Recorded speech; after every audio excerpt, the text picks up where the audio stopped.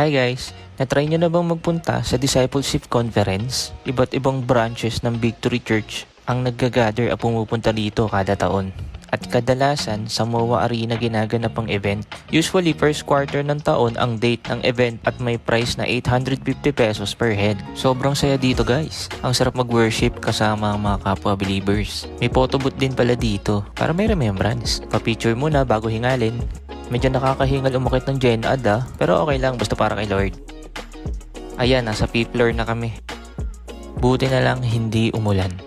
Salamat sa Diyos sa napakagandang panahon. Pansin ko meron din palang medical team na nandito para sa emergency.